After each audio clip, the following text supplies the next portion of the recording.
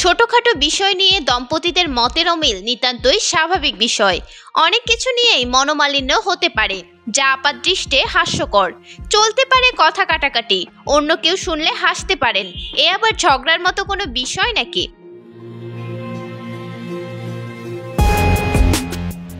একজন পুরুষ সারাদিন অফিস করে সন্ধ্যায় বাড়ি ফিরে গা এলিয়ে বসেছেন। দৃশ্যটা দেখেই তেলেবেগুনে জ্বলে উঠলেন তার স্ত্রী। বক্তব্য, দিন নেই রাত নেই খেটে মরছেন তিনি, অথচ স্বামী ঘরে ফিরে দিব্যি আরাম করছেন।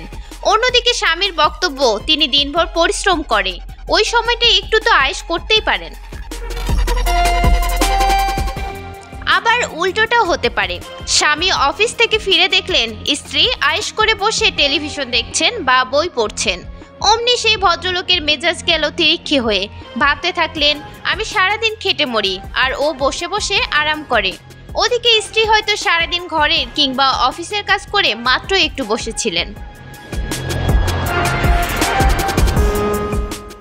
এমন বহু দৃশ্য আমাদের চারপাশে ঘটে চলে। পরস্পরের সঙ্গে সাদাসিধে খুনসুটি কেবল নয়, মান অভিমান, কথা কাটাকাটি, এমনকি তুমুল ঝগড়াও হয় তুচ্ছ সব বিষয় থেকেই। কিন্তু কেন এমন হয় জানেন? এর উত্তর অবশ্য এক কথায় দেওয়া সম্ভব নয়। বাস্তবতা হলো, নানামুখী চাপে বহু মানুষই জীবনের কোনো না কোনো পর্যায়ে বিপর্যস্ত হয়ে পড়েন। একজন কর্মজীবী ব্যক্তি, তিনি পুরুষ হন কিংবা নারী, কর্মক্ষেত্রে নানা দিক তাকে সামলাতে হয় দিনের পর দিন। কারো অফিসের কর্তা হয়তো বদরাগী, কারো সহকর্মীর আচরণ ভালো নয়, কারো আবার কাজের চাপ খুব বেশি। যাতায়াতের পথে চালক থেকে সহযাত্রী, ট্রাফিক জ্যাম থেকে পথের ময়লা, নানা কারণেই বিগড়ে থাকতে পারে মেজাজ। উল্টো দিকে ঘরের কাজগুলো সহজ নয়।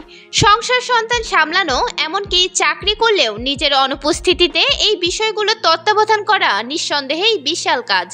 যদিও অনেক ক্ষেত্রে এই কাজগুলোকে অবশ্য কাজ হিসেবে স্বীকৃতি দেওয়া হয় না। এমন নানা চাপ সামলাতে সামলাতে যখন কেউ দেখেন তিনি চাপে রয়েছেন অথচ তার জীবনসঙ্গী আয়েশ করছেন, সেই মুহূর্তে অভিমান হতেই পারে। মনে হতেই পারে ও কেন একা আরাম করবে।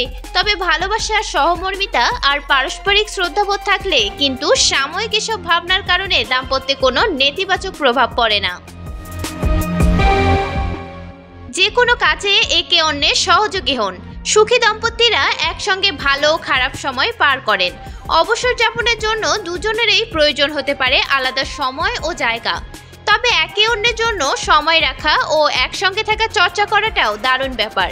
যে কোনো কাজে একে অন্যের সহযোগী হন। এমনকি সঙ্গীত যে কাজে আপনি সরাসরি যুক্ত হতে পারেন না, সেই কাজেও পরোক্ষভাবে সহায়তা করার চেষ্টা করুন।